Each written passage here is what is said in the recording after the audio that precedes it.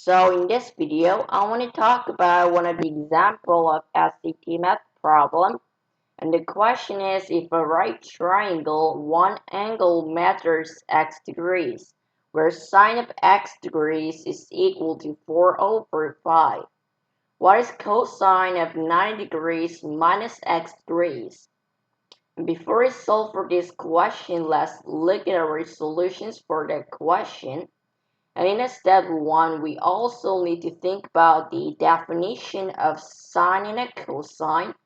And in the second step, we always think about the addition of the total angles in triangle. It always should be equal to 180 degrees. So first of all, I want to talk about how to memorize cosine, sine, and tangent. The way to memorize it is by using its first initial letters, which means for cosine at first, we use C for it. And for sine, we use S for it. And for tangent, we use T for it. So first of all, for cosine, we know that we use C for it, and here is our right triangle. And we also need to remember that when you draw a cosine, it always should be near a central angle. So for a cosine, we use C for it, C. And it starts from the H, which is hypotenuse, and it goes all the way down to the B, which is a ending line. So when you write cosine, the starting line, which is H in this case, should be a denominator, and for the numerator, it should be an ending line, which is B in this case. And this was C for the cosine. And C always should start from hypotenuse and go all the way down. So let's think about in terms of the sine. And for sine, it also starts from, so I'll write S for sine, S for sine, so we write S. For S, it is sine, and I always start from the hypotenuse, which is H in this case, and it goes all the way down to the A, and this is S for sine. So for the denominator, it will going to be a starting line, which is H. The numerator it will going to be an ending line, which is A. This is S for sine. Let's think about in terms of tangent. We use T for tangent. And for T, this is T for tangent, and it should not include hypotenuse. It always starts from a baseline, which is in this case B, which share a cosine, a shared line with a cosine. It also goes all the way up to the A, and it goes all the way down again. So if we show it into a fraction, it will going to be starting line, baseline, which is B, and the numerator, the ending line, which is A. So we need to remember C for the cosine, it starts from hypotenuse H, it goes all the way down to the B. And for sine, we use S for it. It starts from the hypotenuse H, and it goes all the way down to the A. And we are all always based on a central angle. And for tangent, we use T for tangent. It starts from B, and it all the way down to the A. So let's go to the next example, where the central angle is located in a different way. Here, for a cosine, we use C for it. It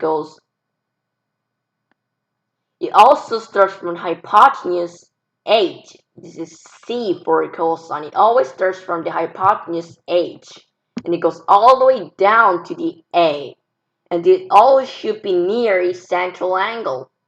So for cosine C, it starts from the denominator will be a starting line, which is H in this case, And in the numerator, it will going to be ending line, which is a. This is C for cosine. And for sine, so for sine, we use S, initial value of S, sine for sine. You'll start, this is S for sine. It always starts from the hypotenuse H and it goes all the way down to the B. So if you show any fraction, it will going to be H denominator, which is a starting line, and then B in the numerator. This is S for sine. Let's think about in terms of T. So tangent, we use T for its initial value. And for T, it starts from A. So it starts from the A, which is a baseline of a T, and it shares a common with cosine. It goes all the way to the B. So the starting line A in the numerator, the ending line B. This is T for tangent. All we did is for the cosine, we used the initial value of a geometric function. Cosine or C for the cosine, C, it always from the H, which is hypotenuse, and it goes all the way down to the A, and it always should near a central angle. For sine, we use S for initial value of sine. It also starts from the hypotenuse, which is starting line at H, and it goes all the way down to the B. And for tangent, we use T for the initial value, and for the tangent, it always starts from the baseline, which is A, and it shares a common with cosine, and it always goes down to the B, which is ending line.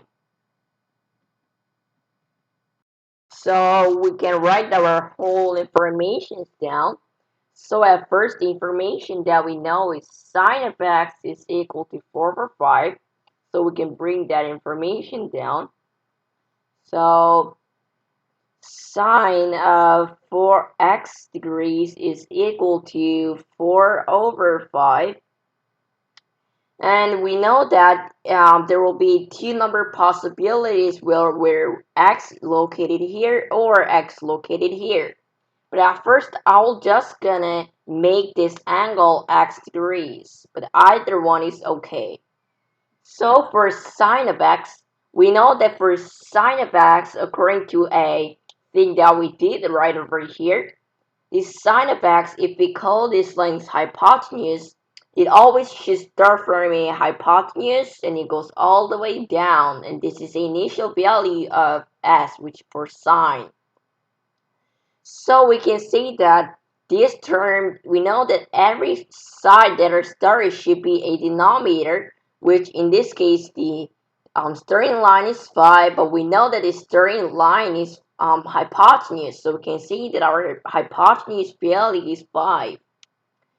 And then we know that the latest one becomes a numerator in the fraction, but it always should be opposite of a x degrees, which is central angle when it comes to a sine.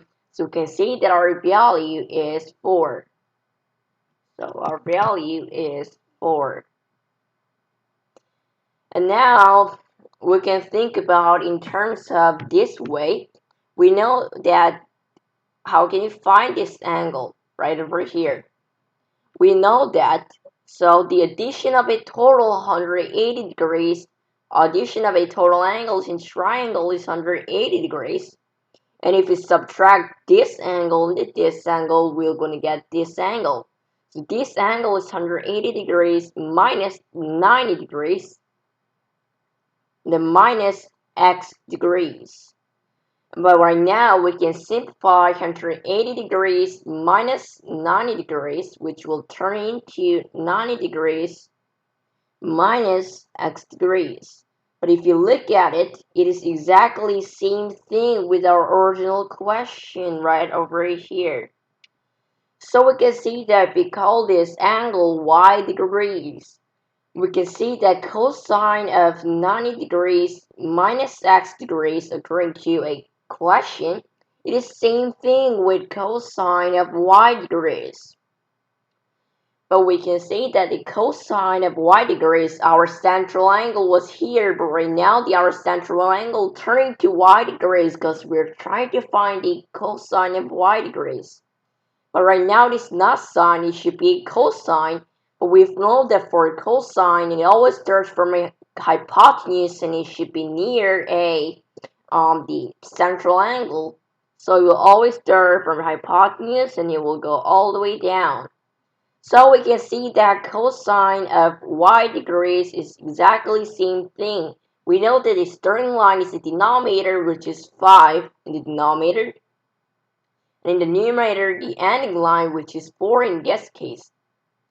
So we can say that our answer is equal to 4 over 5 or 0.8.